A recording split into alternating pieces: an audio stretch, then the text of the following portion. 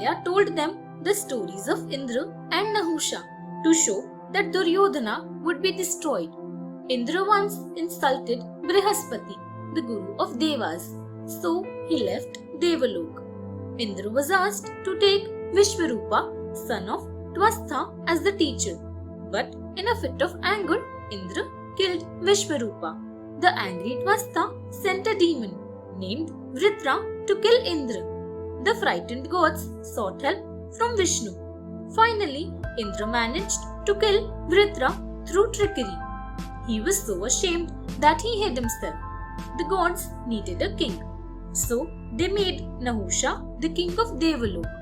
He became arrogant and wanted Shachi, Indra's wife, also to serve him. Indra advised Shachi. Accordingly, she agreed to go with Nahusha if he was carried to her house by the 7 great sages, the Saptarishis. Nahusha did that, beating and kicking them. Rishi Agastya cursed him, and he became a serpent. A humbled Indra returned to his throne.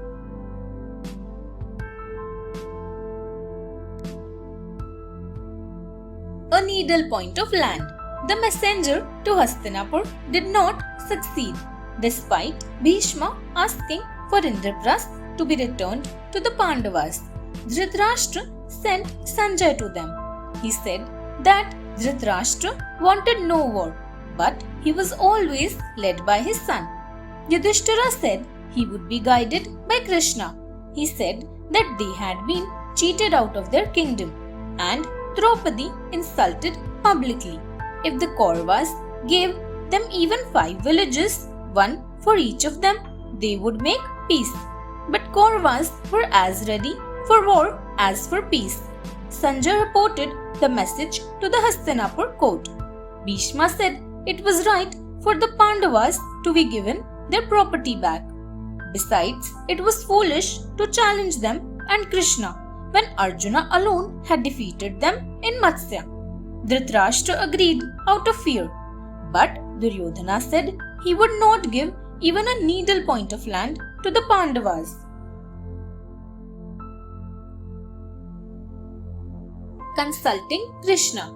After Sanjay had left, the Pandavas and Krishna settled down to discuss the message he had brought.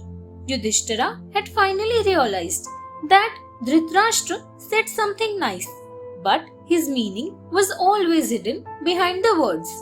Sanjay, his messenger, had said that Dhritarashtra wanted peace, but he wanted it by the Pandavas giving up their kingdom to his sons. There was no truth in Dhritarashtra's words or his messages. War seemed certain, so Yudhishthira turned to Krishna to advise and guide them now in all matters of right conduct and statesmanship. Krishna agreed with them about war being certain.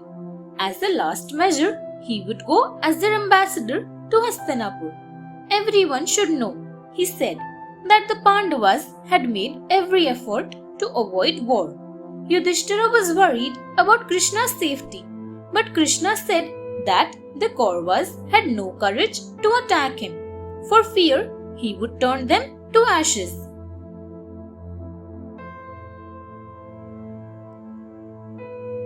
Harsh truth.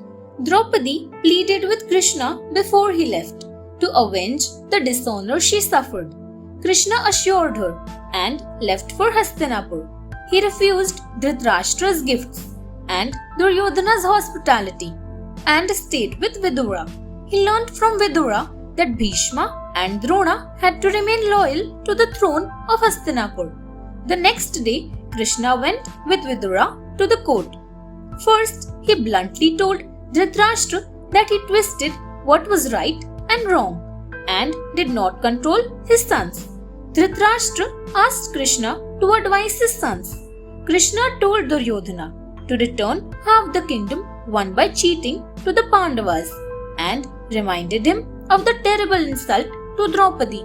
He was supported by Bhishma and Drona and later by Gandhari, their mother.